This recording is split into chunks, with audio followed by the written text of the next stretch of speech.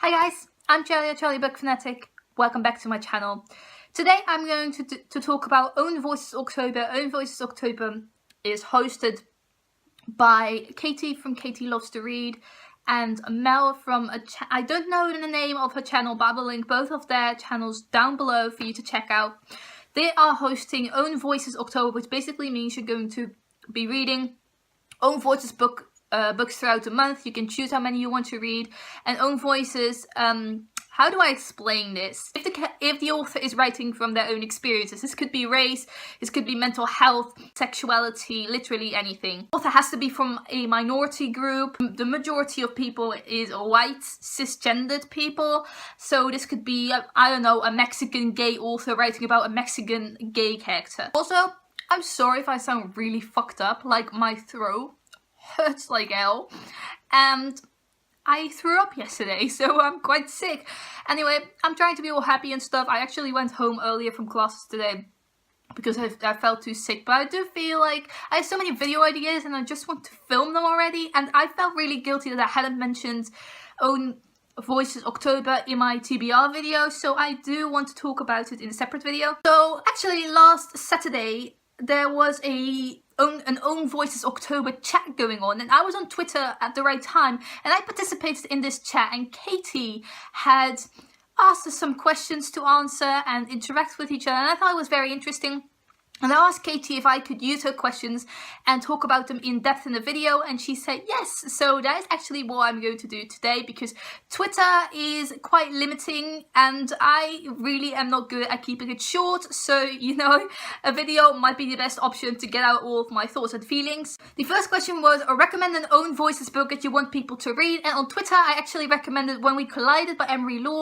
This is a book about a character who has bipolar disorder, and Emery suffers from bipolar disorder herself, and I absolutely love this book. I rated it 5 stars. I thought it was a really accurate depiction of bipolar disorder, but I want to recommend some other books right now, so I'm not going to talk too in depth about this. Actually, I also recommended all of Benjamin Alire's Sáenz books. He is one of my favorite authors, and he is a gay Mexican author, and he writes about gay Mexican, half Mexican characters like Aristotle and Dante with the Secrets of the Universe, or Last Night I Sang to the Monster, or Everything Begins and Ends at the Kentucky Club. I'll mention some other books I liked that are Own Voices books. To All the Boys I've Loved Before trilogy. The main character is half Korean, and Jenny Han, who's written this trilogy, is an American of Korean descent. And The Rest of Us Just Live Here by Patrick Ness. There is a gay side character, and Patrick Ness is gay himself. My Heart of the Black Holes by Jasmine Warga is about depression. Jasmine Warga has suffered from depression herself and is writing about her experiences in this. I was just thinking, does non-fiction count as Own Voices? Because I think it should.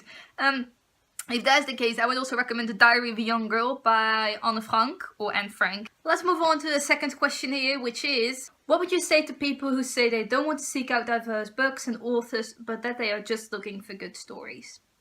I honestly think a lot of people on Twitter said that they would think people are being narrow-minded and that they should look out for books that feature diverse characters or are written by a diverse author. But I do not agree with that.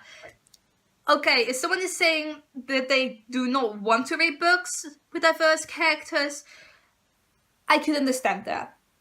I could understand this reaction, but I don't necessarily pick out books based on there being a gay character or a transgender character or whatever.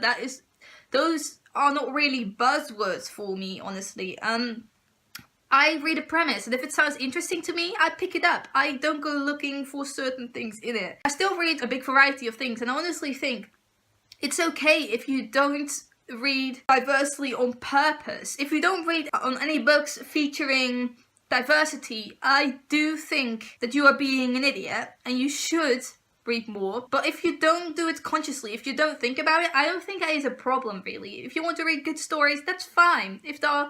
I think there are a lot more books featuring diversity than there were years before this, and almost every book you pick up nowadays, at least for me, has a transgender character, a lesbian character, a gay character in general, someone with a mental health problem, or someone of a different race. Like, almost every single book I pick up has at least one of those things, and I think that is amazing. But I do get if you read fantasy or science fiction a lot, you don't get that a lot, but I still don't really see the problem with that. Like, if you don't read any diversity, but you don't do it on purpose, I think there's nothing wrong with that. The third question is, how do you ensure the books you read include diverse books and hashtag own voices books?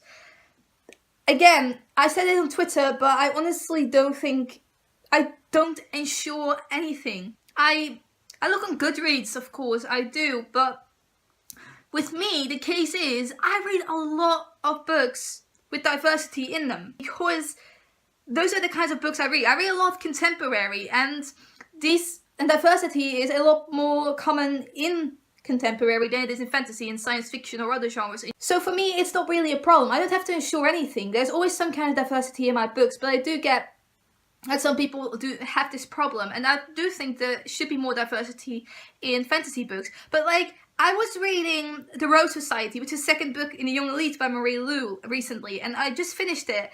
And there was an LGBTQ plus element in the second book. I was like, yes, Marie Lu, yes. Like, I pick up the first fantasy book I pick up has diversity in it. Like, what?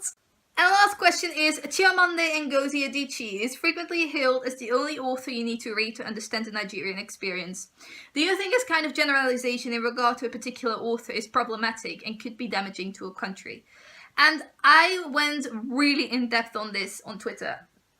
And I think that is damaging to a country. I don't think you should read one book about one particular thing. I honestly think you should read more in depth about country, about race, about different kinds of problems.